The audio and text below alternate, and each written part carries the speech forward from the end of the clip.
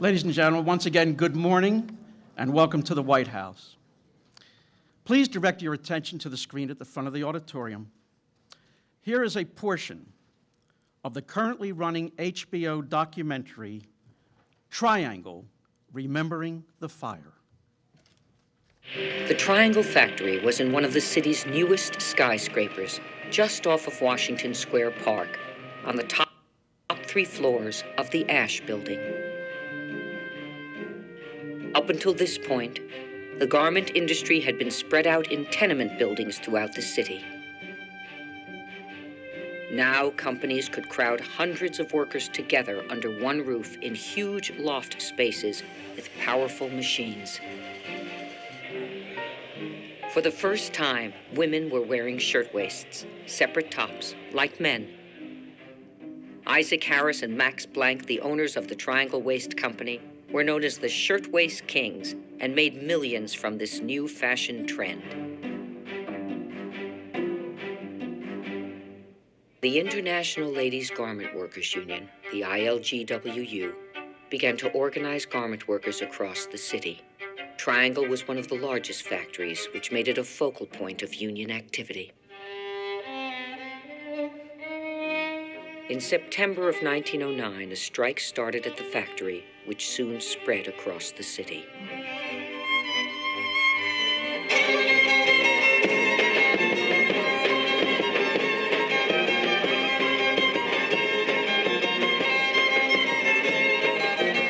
The general strike of 1909 became known as the Uprising of the 20,000.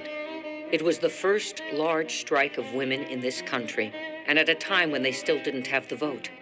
The participants were mainly young immigrant girls, many of whom didn't even speak English. Some owners gave into the union, but with the help of city government, Blank and Harris were able to weather the strike at Triangle. The workers eventually returned to the factory without union recognition. It was back to business as usual until the day of the fire. On a Saturday afternoon in late March, 500 workers filed into the Triangle factory. Most of them had already put in a 60-hour work week. No one was prepared for what was about to happen. The fire broke out on the 8th floor at about 4:40 in the afternoon, just as people were finishing up for the day. Investigators believe it was started by a discarded cigarette. Highly flammable stacks of fabric and paper patterns caused the fire to spread quickly across the floor. The workers panicked and started running for the exits all at once. They had never had fire drills. There was no plan. Nobody knew what to do. The fire brought everybody together. There was such overwhelming sadness and guilt. That scene of those women just wouldn't go away. And time had to change or die. Al Smith and Robert Wagner set up the Factory Investigating Commission. They brought on board many of the leading reformers of the day. Frances Perkins, who would become the first woman Secretary of Labor, was on the commission. She happened to be in Washington Square Park the day of the fire and witnessed the young women jumping out of the windows. She would go on to say that the New Deal started March 25th, 1911. Also asked to participate were Rose Schneiderman, the legendary labor union activist, and Clara Lemlich, the catalyst of the Shirtwaist Uprising. The commission's findings led to the enactment of laws in New York that mandated safety standards, minimum wage, support for people when they lose their jobs, and assistance when they are too old to work. What started in New York paved the way for FDR's New Deal. The legislation that came out of the Triangle Fire kind of evened the scales a little bit. It gave working people some support from the government so that they could organize unions, they could fight. That was a huge turning point for labor. Through the unions, they weren't just yids and honkies and wops anymore. They were American workers. They had something. You know, they could be part of this country in a way that they couldn't be before.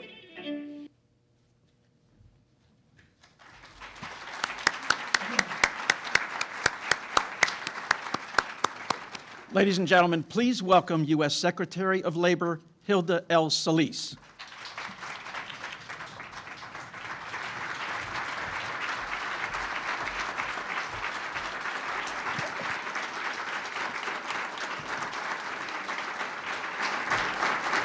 Thank you. Good morning. Buenos dias. And a special hello to my hermanas, my friends, my girlfriends, our friends, our family. And welcome to the White House. This is a very exciting day for many of us, and I'm delighted that all of you could join us here for this historic event. I want to begin by thanking the White House for graciously hosting us here this morning. And I'd like to recognize a few people here with us who are doing so much on our behalf of working people across this country.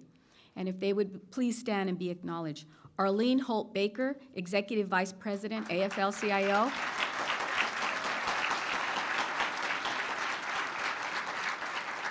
Liz Schuler, Secretary-Treasurer, AFL-CIO.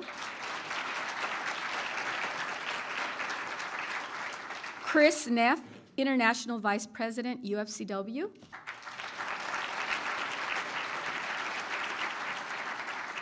Sarita Gupta, Jobs with Justice.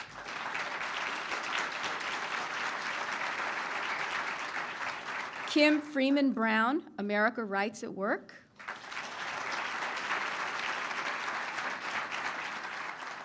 Ai-Jin Poo, Domestic Workers.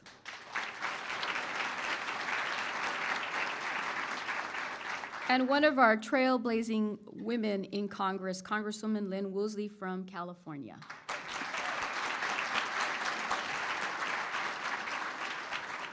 And a big thank you also to those from the faith-based community here today who do so much to support workers' rights and economic justice.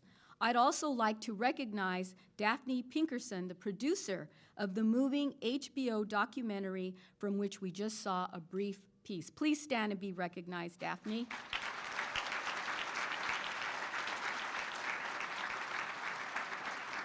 Daphne, your film is helping to shed an important light on the Triangle Shirtwaist Factory fire and the many who sacrificed then and today to improve conditions for working Americans. In fact, I was just in New York this last Friday to commemorate the event, the 100th anniversary, on the steps a short walk away from the factory. And believe me, it was very, very moving to be there and to meet the family and relatives of some of these women who gave their life working hard, trying to organize, and are a symbol of freedom for so many of us. And I can say with great confidence that your film truly captures that spirit. So thank you again, Daphne, for bringing this crucial part of our American history to the television screens. And of course, most of all, I want to thank all of you, the courageous women and a few brave men who have joined us here today in our audience. We're here at the White House to honor the lives of the Triangle garment workers, to remember the high price they paid for the workplace protections that we now have, and to help underscore their legacy as it lives on in the work of today's women and their collective action. A century later, we reflect not only on the loss of 146 lives that tragic afternoon, but also the movement they inspired and the commitment of those who carry on their call for reform and justice. The Triangle Factory fire taught us that we must protect the most vulnerable among us, that we must provide safeguards and a safety net for all workers, and that we must ensure that every person has a voice at their job. Today, we celebrate these lessons and we focus on the unique role that women have in organizing to create real change in their communities and neighborhoods. The workers at Triangle wanted the same rights that many workers still struggle for today. And like workers today, in the face of great adversity, the women of Triangle stood up and fought for those rights. They fought for fair wages, for safe workplaces, and for better working conditions. Together, they tried to also form a union. They understood, like we do, that when workers have a voice, their working conditions are better. Their workplaces are safer, and their families are more secure.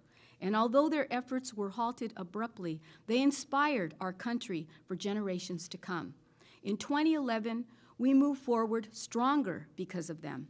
We know that their voices and their spirits live on in the actions and commitment of countless women who continue to fight for the same rights and for justice for all across this great nation. And in just a few minutes, we're going to hear from some of those courageous women from all walks of life who traveled from everywhere in the country to be with us today. They will tell us their stories and invite us into their struggles. We will hear how each of them is organizing to make a difference in their workplaces, in the lives of their families, and in their communities. But before we hear them, I'd like to introduce another amazing woman, one chosen by our president to serve in this administration because she shares her heartfelt belief that working people deserve a voice and have a rightful place in this country. A tireless advocate for America's working families and for women everywhere, she serves as senior advisor and assistant to President Barack Obama. In her role, she chairs the White House Council on Women and Girls and oversees the White House Office of Intergovernmental Affairs and the Office of Public Engagement. She is truly a champion of justice, and I feel so fortunate to call her a friend, my amiga. Please join me in welcoming Miss Valerie Jarrett.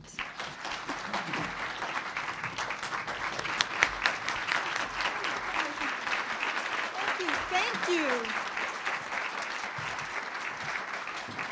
Thank you. Please have a seat. Thank you so much. Thank you, Hilda, for that wonderful introduction. Congresswoman, you really bless us by your presence here today. We know how busy you are, and it means so much to have your support.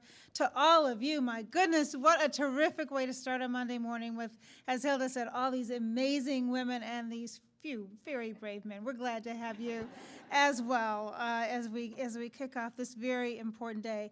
I want to begin by thanking Secretary Solis for her incredible leadership in the Department of Labor and for organizing this wonderful event. Please, another round of applause for Hilda.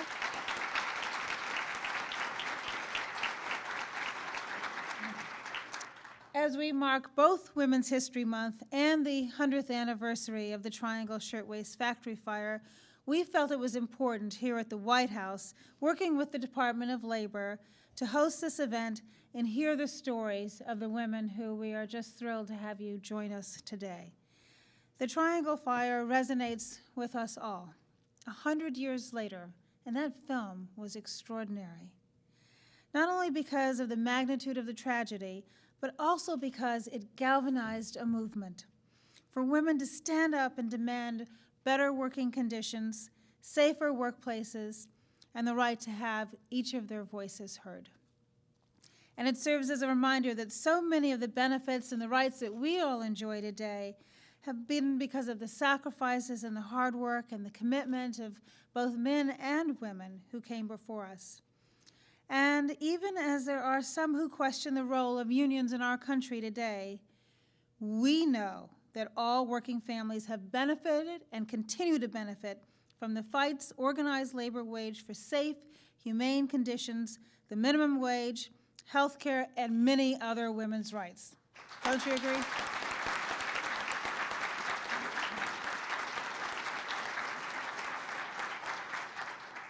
When the president took office, he said, quote, "I don't view the labor movement as a part of the problem.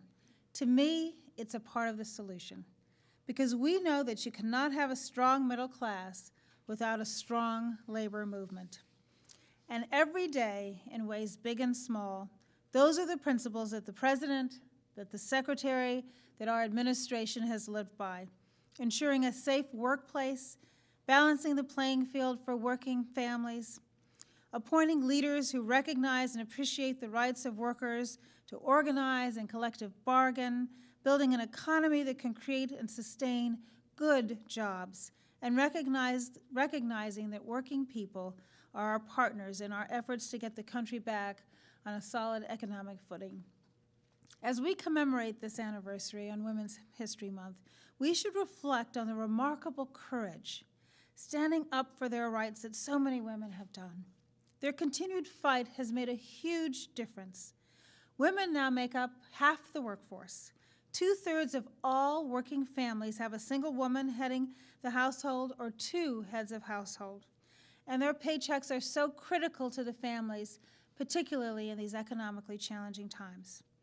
So as chair of the White House Council on Women and Girls, I've had an opportunity to hear stories from women all over our country, from all walks of life, each working hard, bit by bit, to make a difference for change positive change to improve the quality of lives for people around our country. And so I respect and I appreciate the courage of the women whose stories that you're about to hear today and their commitment and hard work for everyone in this room. And we deeply appreciate your presence. And so now, without any further ado, Hilda and I are going to get started, and we're going to hear some stories and then have a conversation. Thank you again.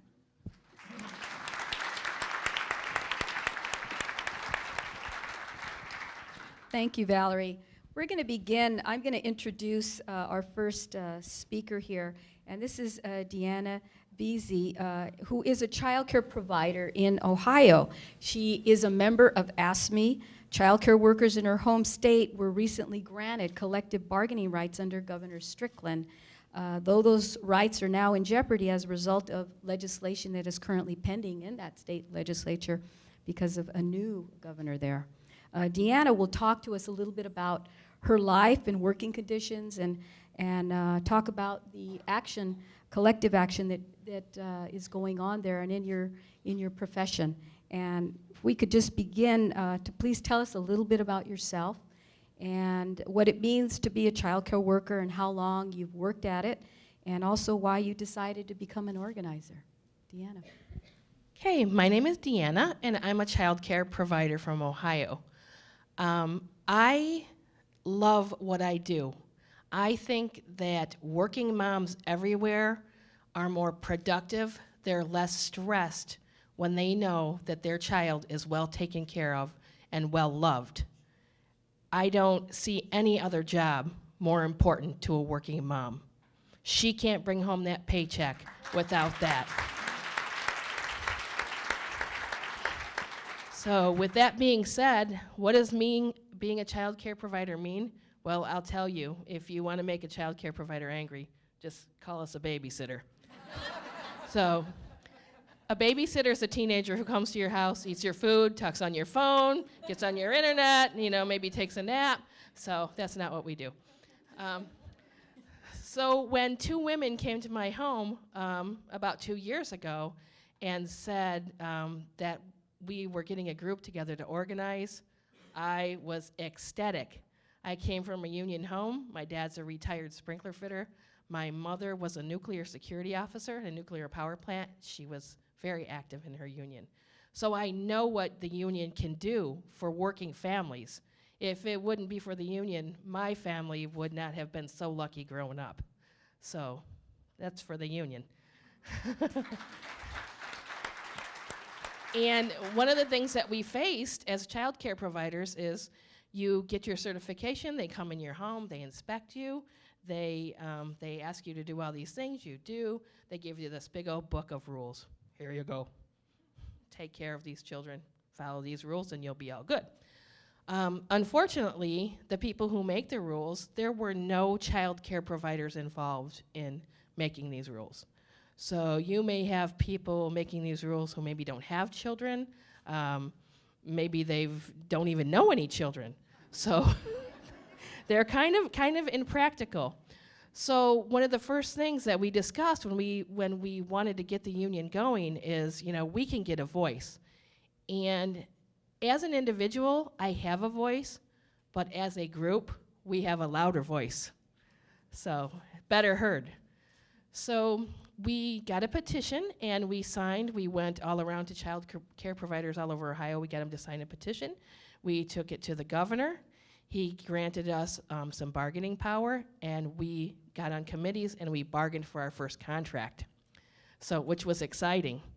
Another thing in child care is that we provide care for subsidized families. Those are families who work and they receive help from the government paying for their daycare bill. So the way that works is we make out an invoice, we send it on to the county, and it gets approved, and then sometime you get your check. For me in my county, I was very lucky. I have a great staff at my county. They're very efficient. They're just wonderful. Some of the other counties of the ladies that I worked with, some of them were not getting their paycheck for 90 days. Now, I don't know one person who would accept a position with the company where they said, we'll pay you in 90 days. So we got our bargaining power, we got our contract, and now the state of Ohio did a statewide payment system. So everyone sends their invoices in at the same time. They are processed. It's all done on the computer. Everyone can look and see when they're processed, where the process is, if it has been received, when it's being paid, and it's directly deposited into our bank account. So that is one of the most important things that we received, payment for these poor ladies. When you're living paycheck to paycheck, 90 days, that's a long time to go. So another thing we received was the opportunity to get health care insurance. As you can imagine, being a lot of child care providers are single women with children of their own, and as you can imagine, not very affordable health care. So we were able to receive that as a part of our benefit package. So the union has worked wonders for us, and I tell you, I have faith. I have faith in God. I have faith in this country. I have faith in a democratic process. And I have faith that collective bargaining is going to go on. My sisters and I in Ohio are going to keep on fighting. Thank you.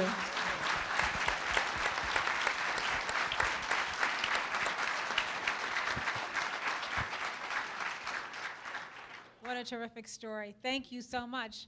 I now have the pleasure of introducing to you Allison Julian. Allison is a domestic worker from New York. She's originally from Barbados. She spent the last two decades as a nanny and the last 9 years as a member of the Domestic Workers United. So thank you for joining us. Allison became an organizer in 2002 and is very proud of her continued efforts to unite workers in the fight for fair labor standards. We really appreciate you being with us here today, Allison. And I want to start by saying first, if you'd share with us your story, what you've learned over the last 20 years as a domestic worker, and what it is that people don't know about workers such as you and your work, and what did you help to achieve when you joined your union and became so active in the organization? Thanks for having me. Again, I am from Barbados, and I grew up taking care of my nieces and nephews, so for me, the love of kids in my life was something I was always surrounded by. When I came to this country, I got involved in taking care of kids, being a nanny, and it was the most gratifying feeling ever. To this day, it is still that feeling. I leave work gratified knowing my kids are happy, and I call them my kids. I'm with them for 10 hours a day. They become my kids. I leave them happy, they're smiling, they're well taken care of, and our day is filled with fun. That's, like Deanne was saying, that's the responsibility of us as nannies, as childcare providers, is to make kids happy when they're in our care. As a domestic worker, and we are nannies, housekeepers, and elderly caregivers, we give to families. We come into your homes, we take care of your elderly parents, we take care of your kids, we take care of your home, we clean your home, and that's the most rewarding work there is. We began organizing domestic workers, and how I got involved is my mother and my grandmother were also domestic workers. Hearing their stories, realizing doing this work, my stories became their stories. And they didn't have the voice. They didn't have the power to stand up, to make change. They probably didn't even know where to go. And upon hearing about Domestic Workers United in 2002, I immediately knew that this was where I had to be a voice not only for myself, but in honoring my mother and my grandmother who had done this work for many years. I wanted to be that voice to speak out for them. This is a work that's not going away. Domestic work is not going away anytime soon. This work has been around for decades, and it's going to be around for decades to come. And organizationally, we realized that we could not continue working under exclusions. We were specifically excluded from major labor laws within this country, and we knew as workers we had to do something. So in 2003, we started organizing a campaign for the Bill of Rights for domestic workers, because so many workers like myself faced terrible working conditions. We were fired without notice, without pay. We couldn't take sick days off without being either fired or not being paid for these sick days. And like, we take care of the kids of our family, we also have our families as well that depends on us. And if we're not being paid and if we're not treated well, these are the stresses and the problems that we then in turn take home to our families. So after organizing domestic workers in New York City, for 6.5 years, we lobbied Albany, and last fall, in November of last year, we were successful in achieving the first ever domestic worker Bill of Rights in this country.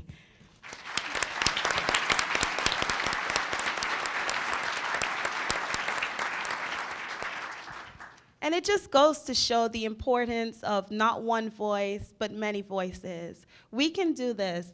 Domestic workers are mainly immigrant women of color, and we've been told we couldn't do it. We've been told that we didn't have a place to do this, and we proved legislators wrong. This work was done before by African Americans, and it wasn't no protection for them. And we as immigrant women, like our sisters in the Triangle Fire, we wanted to make it known that we as workers, we as women, we have a voice, and we refuse to be silenced.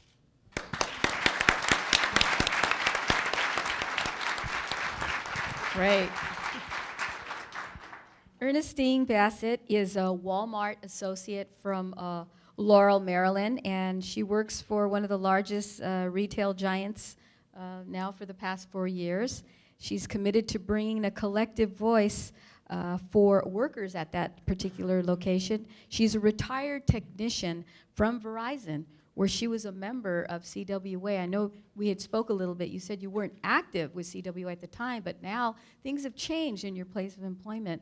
And I think people want to hear basically what your view is on that, and how you're feeling, and what are we going to do? Okay, hi, I'm Ernestine. I work at Walmart in Maryland. And the first thing I want to say is that history does repeat itself. The factory fire in New York occurred, or the loss of 146 lives occurred because the doors were locked. Well, as recently as 10, maybe 12 years, Walmart was doing the same thing. They were locking the doors on their workers. Luckily, there was never fires, but they were actually locking the doors on their workers. I came to Walmart 4 years ago, saw a big difference between this non-union company and Verizon. It's a company, it's like night and day. No respect. They treat you like a moron, basically. I love my job, I really do. It's somewhat physical, but I love the customers. When people have a need to speak out, to talk to someone, whether it's good things or bad things, and I am that face, they will come in and just spill their lives to me. I do not know their names, but they will come back and start calling me Ernestine. They see my name tag, they remember that. Hi, Ernestine, how you doing? That makes me feel well. I feel that I have connected with these people. That's a great feeling. I love my coworkers. We're like family. We are like family, we really are. Sometimes we spend more time together than we do with our actual families. And it's great. Walmart is $1 billion company, the biggest employer in the company, but they pay very small wages. They do not pay living wages. There are so many workers at the store in Laurel who depend on the government for housing, Section 8, food stamps, because Walmart do not pay living wages. So about a year and a half, I got involved, and I'm so glad I did. I really feel that I was put there. I retired from the telephone company in '99. I had to go back to work because of the economic downturn. Walmart was there, gave me a job, which I'm grateful. But something needs to be done. They are taking advantage of a lot of people. It needs to end. And so started organizing, and things are going good. We've come a long way in a year. More people are speaking up, seeing that things are not right. We are all in this together trying to make a difference. Thank you, Ernestine.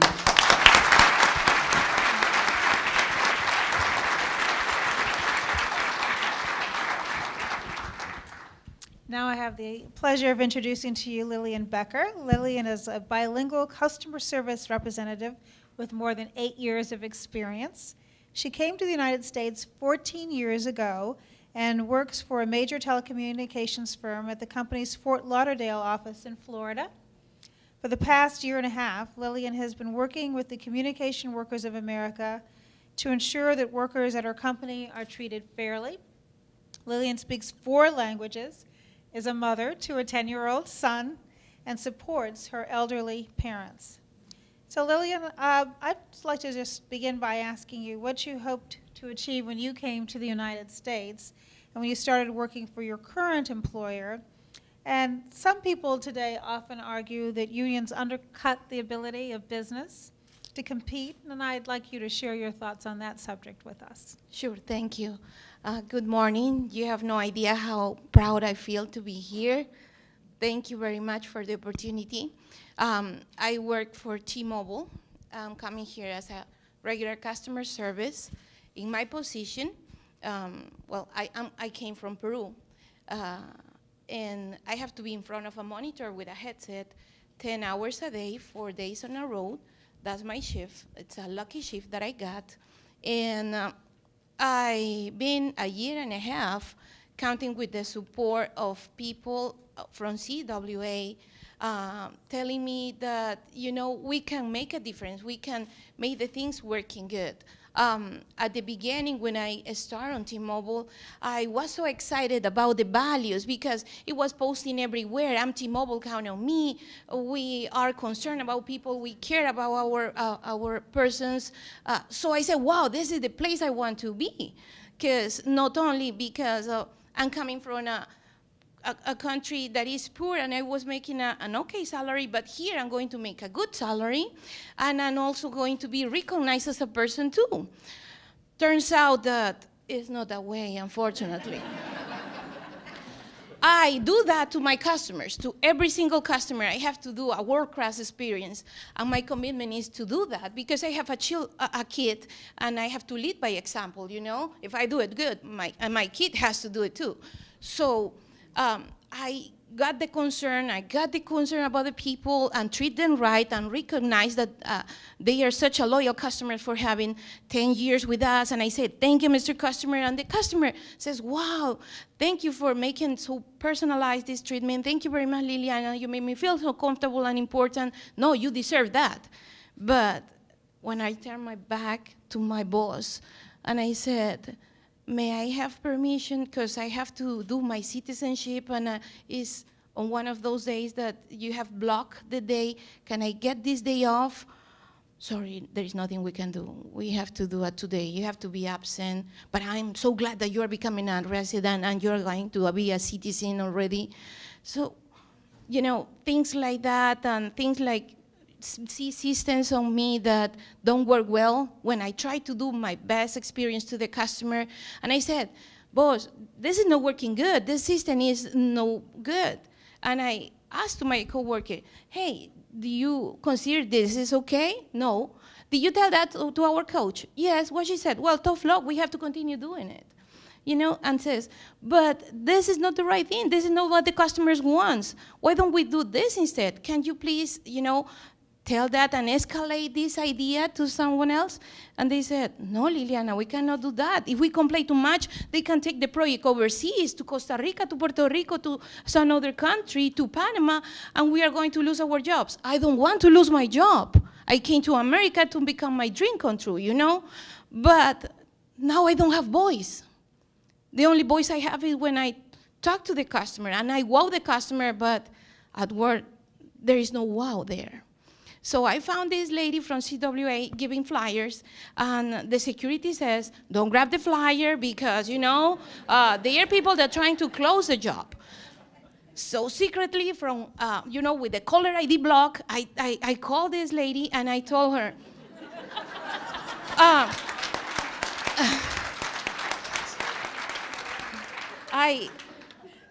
first of all, I won't tell you my name, okay? But tell me this, are you planning to take this overseas? Because I came to America and I'm making a decent money. I don't want this to close, but I have ideas and they never want to hear those. And they say, no, of course we don't want to close it, Liliana. We start becoming like friends, and I feel relief. I feel like my ideas are not bad at all, So I share with another friends and co-workers there, and we have something in common. We want to do the best possible. We want to make it more profitable. We want T-Mobile to succeed, go beyond. Now we belong to AT&T, which is kind of a relief in a certain way. And we expect to have that union, not because we want more salary. We are good workers. We do a quality service, but aside from that money, we want that recognition. We want that, gain our respect back. We want to feel that we are persons again, and our ideas can be heard. And believe me, we want to make the company grow. We want to stay in the United States. We don't want to close our call center. We want protection. If we feel sick and we don't have voice, we want that time to say, yes, you are sick, go ahead. Go on, we will put a segment, we can work with your hours and things like that. Now we are not allowed to be sick. Now we are not allowed to have certain days on vacation. We are not recognition, but people that give their life, they work 10 years with me, and they don't have that appreciation for the company enough, If you live there and you spend those many years, at least as a T-Mobile boss, you can say, here, Lisbeth, here, Mary, we appreciate what you did. As we do as a customer, we recognize that customer. Thank you, Mr. Customer, for being with T-Mobile. We want that thank you, employee, for being with me. I know that you stay here, and I want you to feel that this is your home. I don't want the day-by-day work. I want to be proud. I want to be happy to stay there. So that way, everything is going to be better. That's how I see, And that's why we are joining together secretly in my apartment, because we don't want to go to public places until we Thank you, Liliana. I think you may have another job out there, because you're doing well up here. But I know time is of the essence right now, and Valerie has to leave. Valerie Jarrett, who stayed here to hear your stories in particular. It was so important for her to have you tell your story so she could hear. And I know that she appreciates it, and we appreciate her for being here and being our strong voice and leader on women and girls issues and everything she does here on behalf of our president, and we want to thank her. So please stand, give her a round of applause. Valerie, thank you.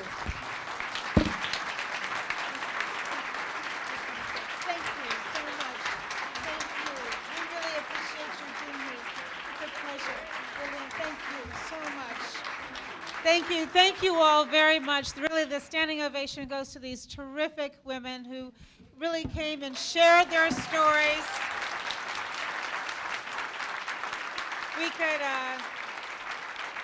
could feel your heart and your passion and your love for what you do and your dedication to make your employers strong. And so your message is really one that resonates with all of us.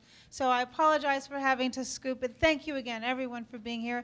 And now I'll turn it over to Hilda for the rest of the program. Thank you.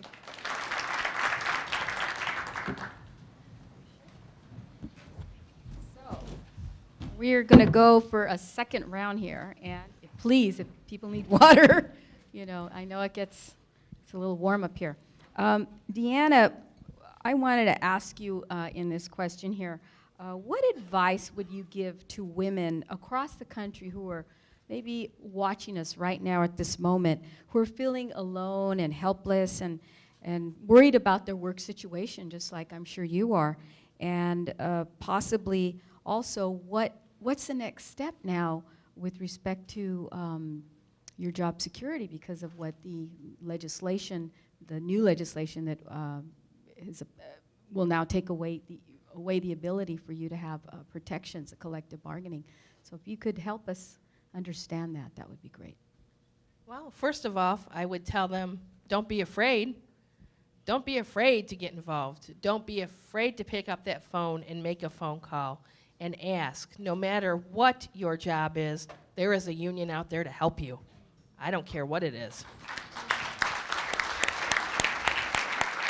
It only takes one person to make one phone call, and believe me, thousands of people will follow. It happened in Ohio, I'm here to tell you. So they could that's all they have to do. Just seek out, make a phone call, and keep making phone calls until you get an answer. And don't be afraid. Don't feel like you're alone. You are never alone. There are women all over this country who are there to support you. So they should never feel alone. And right now in Ohio, it is terrifying for us. It is very, very scary. For my sisters and brothers in Wisconsin, scared for them as well. But as I said, I have faith, and I have faith that we are going to keep on fighting. We're not giving up. We are not giving up. Great. What are some of the plans that are taking place on the ground? Well, right now in Ohio, we have already passed, our legislators have passed a bill that is going on for a full vote in the Senate. It just passed a committee vote right now. We are protesting, we are lobbying the people who will be voting, and we are telling them that they need to vote no. We need our collective bargaining. We need it. Everyone needs it. And I really, truly, I have faith in this democratic process that we're going to fight and we're going to win. Deanna, you mentioned something to me before we came in about your mother. Share that with us, if you would. My mom was the first female police officer in our county. So she pretty much infiltrated the good old boys network, what she did. Before I became a child care provider, I was a security manager in a mall. 82 malls across the country, not one female security manager. Guess what? Right here. Infiltrated the good old boys network there. So I did that with the support of my mom, and she became a nuclear security officer. She worked at a nuclear power plant. She was very, very involved in the union there. They worked sometime 12 hours a day, 7 days a week. The benefits that they received throughout their many bargaining activities were, the company paid for shoes, coats for them to wear outside, many health benefits, the benefits were phenomenal. That was a really, really tough job. And my mom was my best friend, and she was my role model.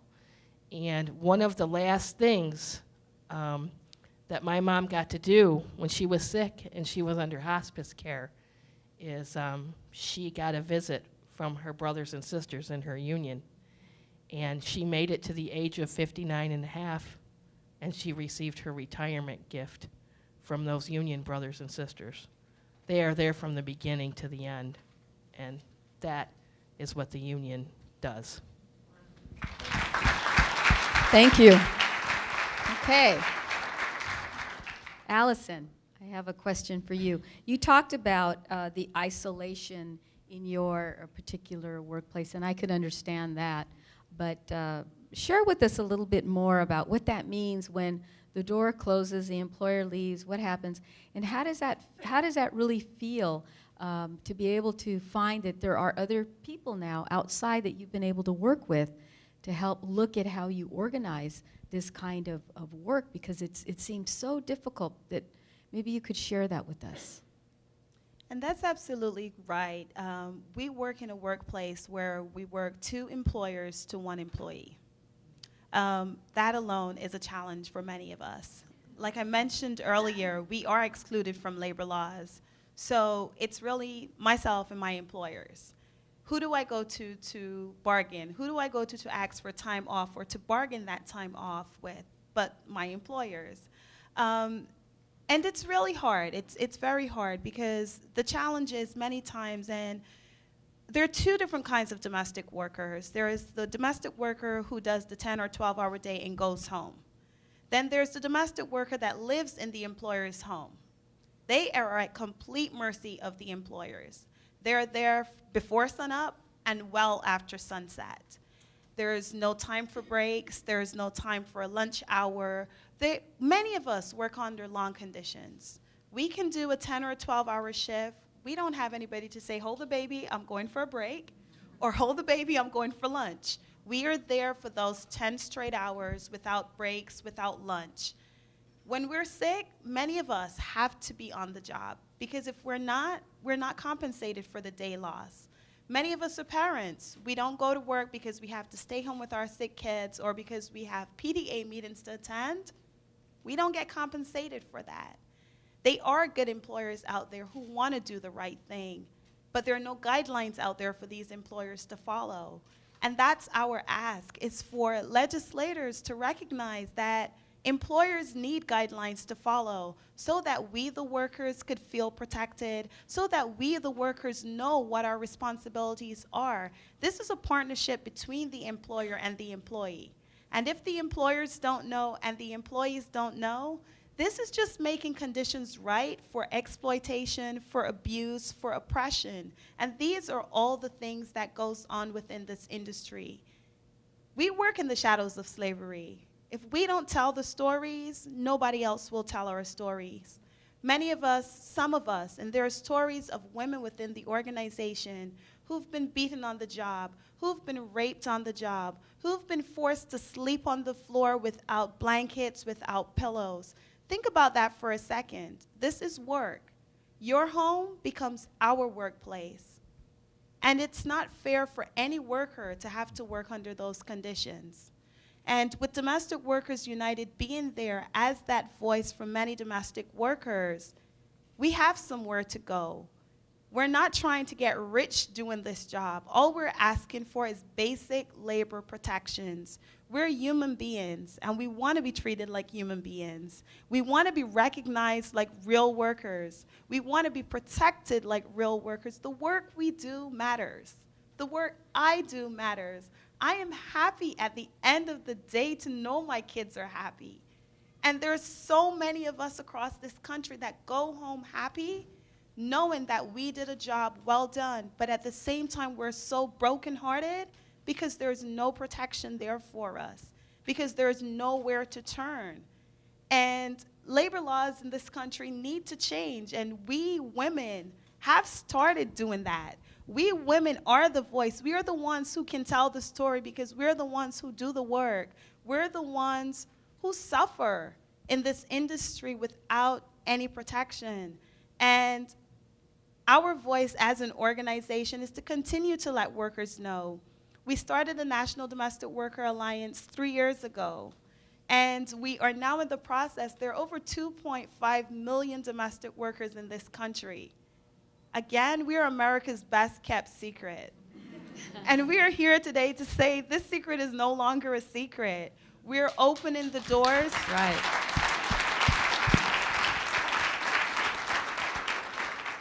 We're opening the doors and pulling the shutters back and showing you the face behind the work. We're showing you we are the ones who make all other work possible. It's because the domestic worker comes into your home to care for your home, your family, and your kids that you can go out and make a living. This works both ways. We give to you, and all we're asking is that you give back to us. Because what we do is, it's the most important. It's the most important work. And we just want for workers to know that there is a place to turn. California is getting ready to launch their Bill of Rights this week. Massachusetts and Illinois is also getting ready to launch a Bill of Rights. And it doesn't stop there. We've got a whole lot of states in this country that we have to conquer, and we've got labor laws to change. Good. Thank you. Thank you so much. Ernestine, you mentioned that you worked with Verizon and you were a part of the union there. And now you're working at a different place of employment where there's no union. How are the challenges? What are those challenges like right now? How are you being treated by management and other coworkers that may not even know what a union really is? Well,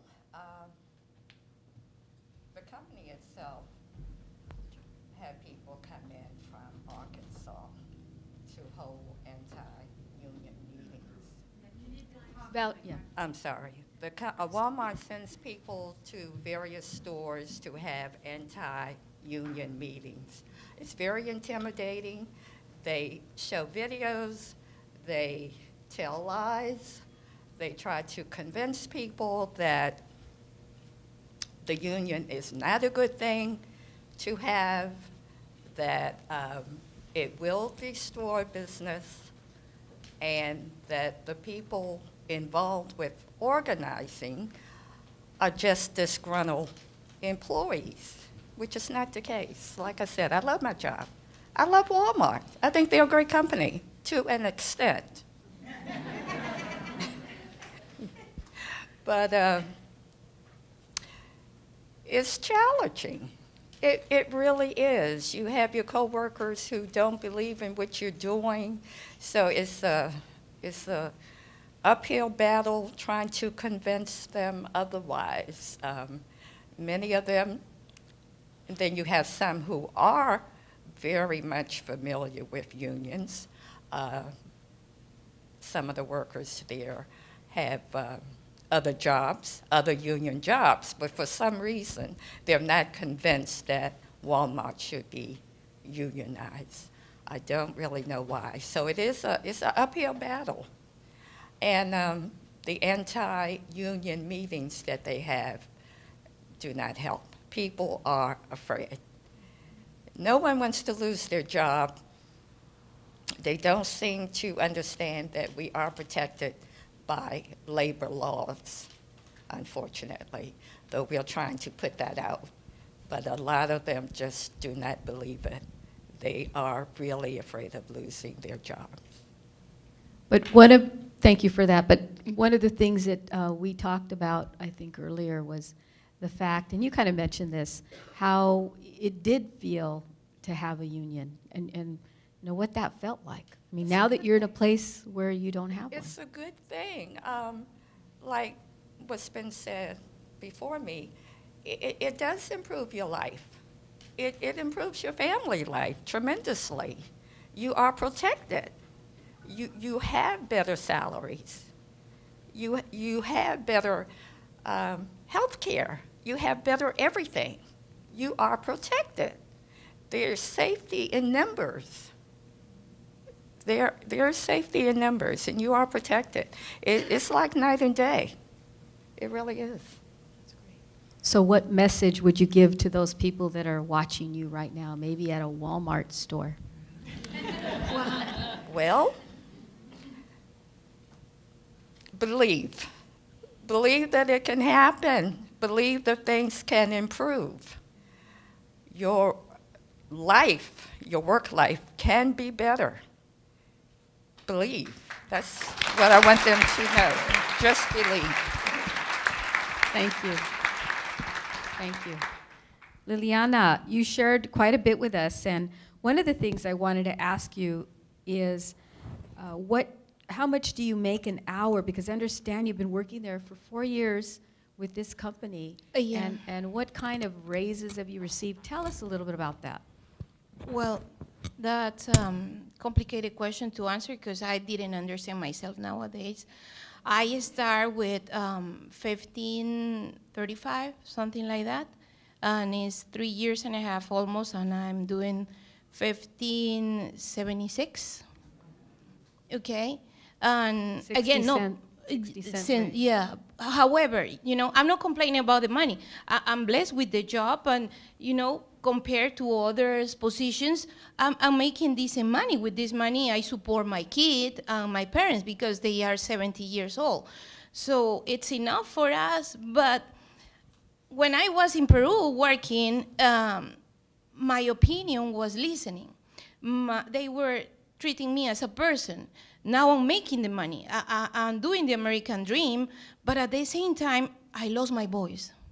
I lost my chance to have an opinion, to say, hey, what about if we change this promotion for this promotion? Because I know my customer, they are going to tell you that this is better.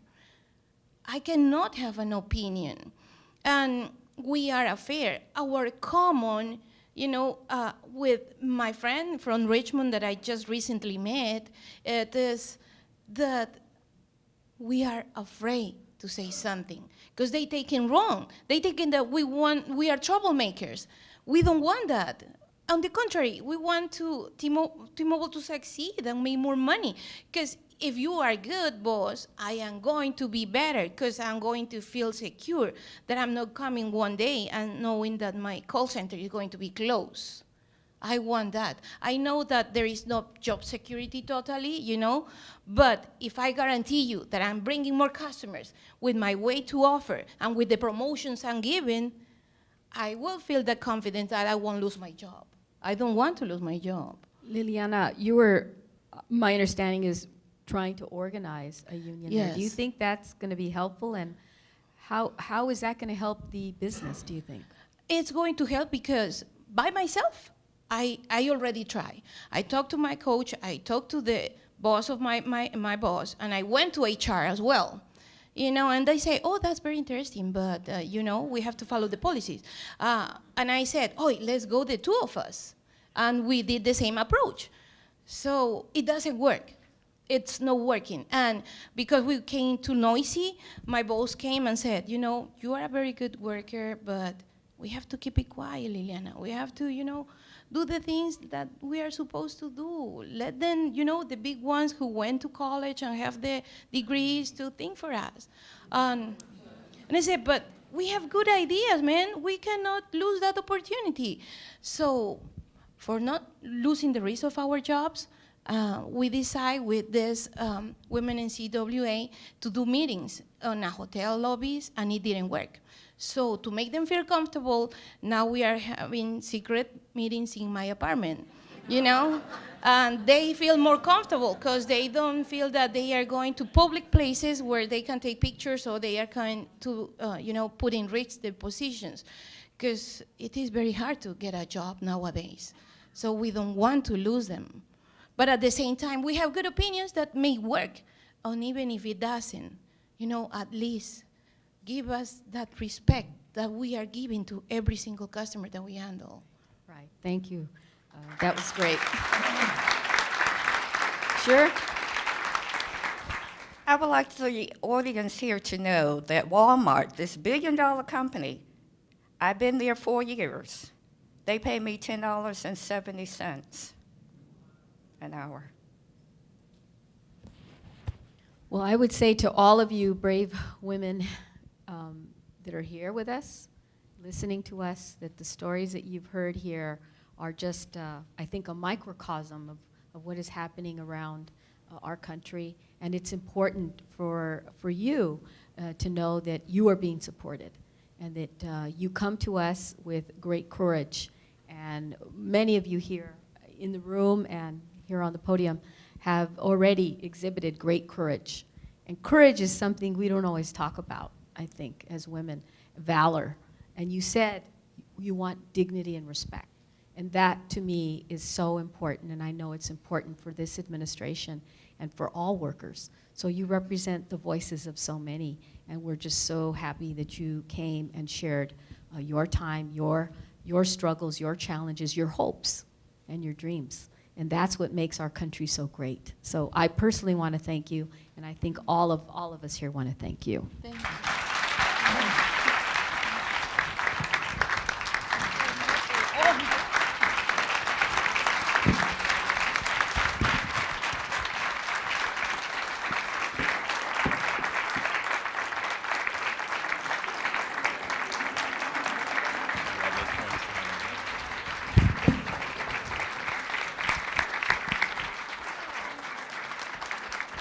Deanna, Ernestine, Allison, and Liliana, we all want to thank you for joining us today, for sharing your stories, and most of all, for your commitment to helping others.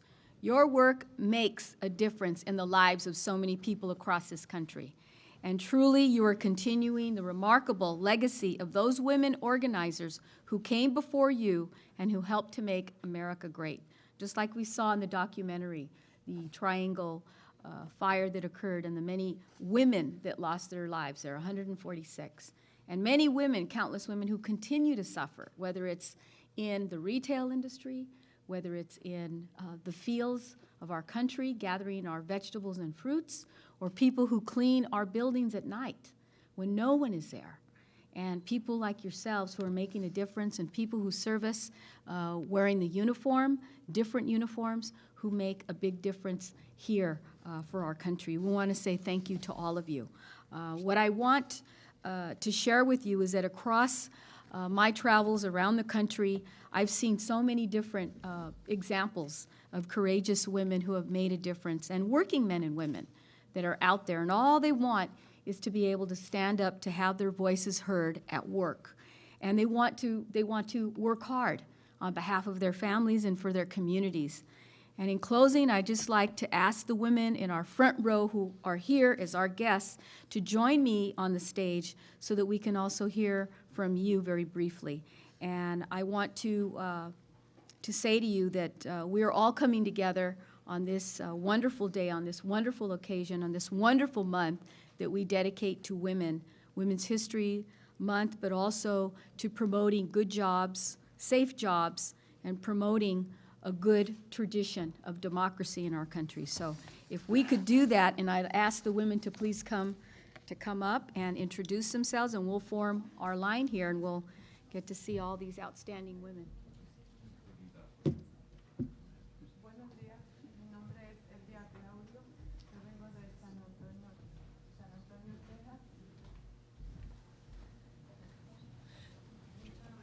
Trabajo en un...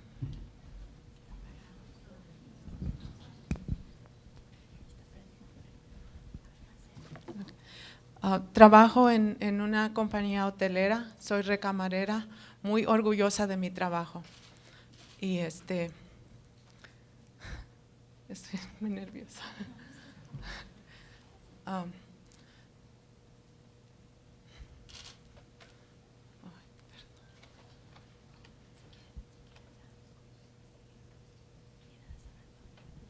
She is from San Antonio, Texas, and she works at a hotel, and she's going to tell us more now. Lo siento. Estoy muy orgullosa de mi trabajo. Cada día trato de dar lo mejor que yo puedo en mi trabajo, pero hay algunas compañías que ponen demasiado trabajo sobre nosotros. Cuando ellos nos dan un uniforme para nosotros ponérnoslo, ellos nos ven como una máquina de limpieza y no como seres humanos. En 2010, dos de mis compañeras y yo empezamos a huir de la unión, empezamos a organizarnos y ahora estamos tratando de que todos los compañeros de nuestro hotel y de cada departamento nos unamos todos para lograr que nos traten como personas, que tengamos una voz, que nos escuchen. She is very proud of her work. She's very proud every day when she puts her uniform on. In 2000, because they worked such long hours, in 2010, she got together with a coworker, and they were working together and are working together to figure out how their rights can be represented.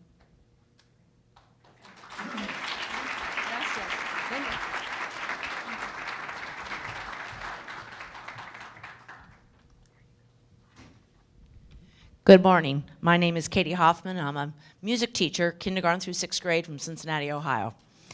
My union has worked with our school district leadership to create a career ladder.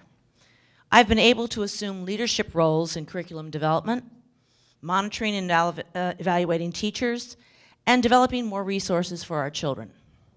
Through collaboration and shared decision-making with our administration, community, and teachers together, our union has helped make Cincinnati Public Schools a better school district.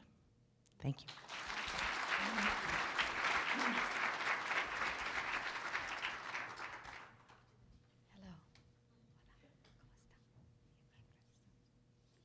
Mi nombre es Angelita Morrisroe y vengo representando el Sindicato de Trabajadores Agrícola de Carolina del Norte.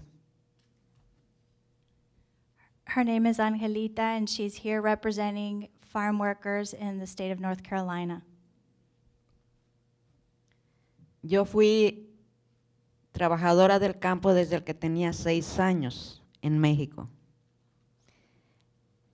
Después vine a Estados Unidos, en Texas trabajé de hoteles, nursing homes, restaurantes, todo tipo de trabajo. Pero cuando vine a Norte Carolina, volví otra vez a los files. Y fui muy marginada cuando yo vine a Norte Carolina, porque trabajaba 6 días a la semana y me daban $10, que era lo que me quedaba, después de que pagaba la casa y la comida. Ellos me daban vivienda y comida, entonces me vendían al precio que ellos querían. Y así tuve que aguantar toda una temporada de files, hasta que conocí a alguien más que me dijo, pues hay más trabajos que el fil. Entonces me fui a un hotel, trabajé en hotel, tampoco me querían pagar porque se suponía que iba a trabajar 6 meses, y si no trabajaba los 6 meses tampoco me iban a pagar lo justo. Dijo, pues si no me aguantaste los 6 meses, ¿cómo quieres que te pague tu cheque? Le dije, porque yo ya los trabajé. Pero así fui conociendo otros trabajos, luego regresé otra vez ya me hice comerciante, entonces ya conocí, cuando trabajé en las plantas, conocí qué es organizar. I'll try to remember everything. She worked in Mexico in the fields doing farm work since she was 6 years old. Then she came to the U.S. and she did the same type of work here. Then she started working at hotels and nursing homes, and was working many long hours without getting sufficient amount of pay. So she began to get together with friends and other groups to figure out how to be able to represent her rights as well as other workers' rights.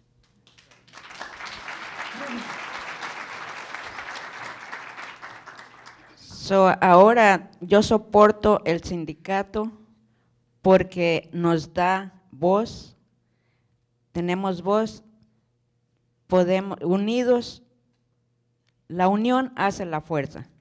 Gracias. She now supports the movement because unity gives you a voice. Yes. I'm Bonnie Hensley Webb. I've been a firefighter for the city of Indianapolis, Indiana for 28 years. The career of a firefighter includes unique and often dangerous working conditions. And our union, the Triangle Factory Fire is a great example, tries to learn from history. Our union, through safety training and continuing education, has made us safer and hopefully more effective workers.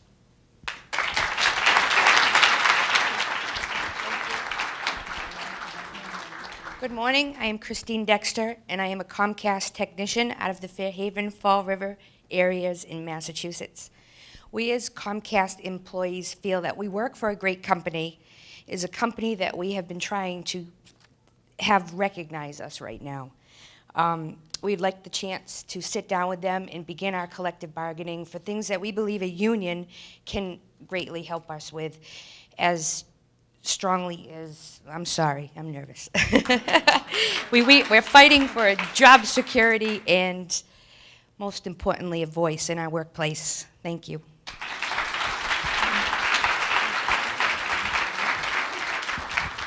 Hi, my name is Eugenia Beck, and I'm a school bus driver with Durham School Bus Company in Laguna Beach, California. For the last 3 years, I haven't received any pay raise, and working conditions have been worse. Some coworkers have to live in substandard housing, and most of us have to go to the food bank to get our food. But since I became a member of the union, I now have hope that we will soon have a good contract, and it will allow me to earn a living wage. Thank you. Thank you. Good morning. I'm honored to be here. My name is Regina Pixley, and I am a security officer working here in the District of Columbia in the public school system. I've done security for about 7 years, and I must say that this year is the worst with this contractor. I work for U.S. Security Associates. They cut our wages. We have no sick leave benefits, vacation, or anything.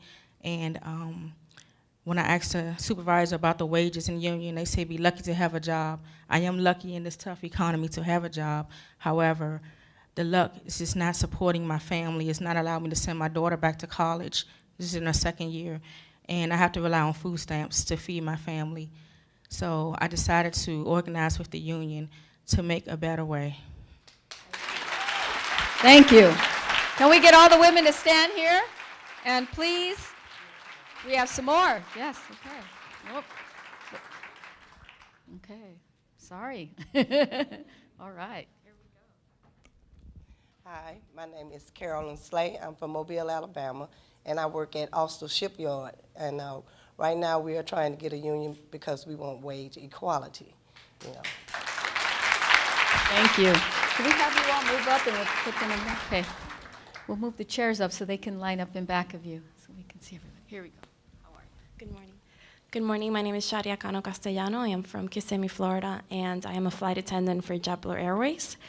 As workers, we all understand the economic challenges that face our country and our companies.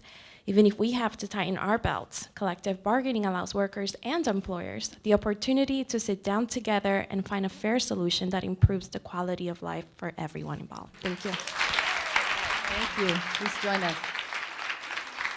How are you?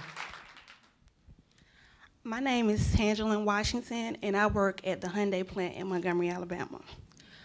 I believe that Hyundai needs a union because it will allow me and my fellow team members to have a voice to be able to speak with management as equals, to bargain, to address the issues that we have with the plant. Thank you.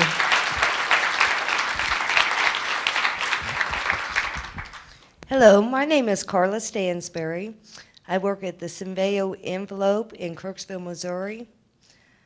I work hard to support my kids, and having a union means that if I'm treated unfairly, I have somebody to stand up for me and make sure that I am treated fairly. Thank you. Thank you. Good morning. My name is Tony Lardnois, and I'm a business education teacher at Franklin Middle School in the city of Green Bay, Wisconsin.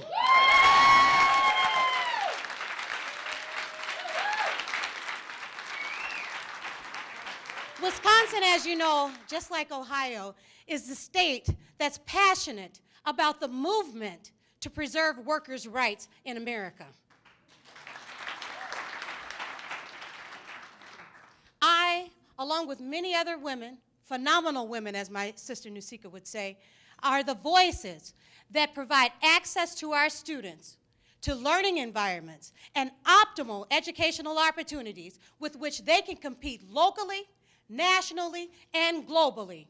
Losing our collective voices is not an option. All right. And with that, we want to introduce all of our guests. Please come forward so we can get a nice photo with all of you. Right up here.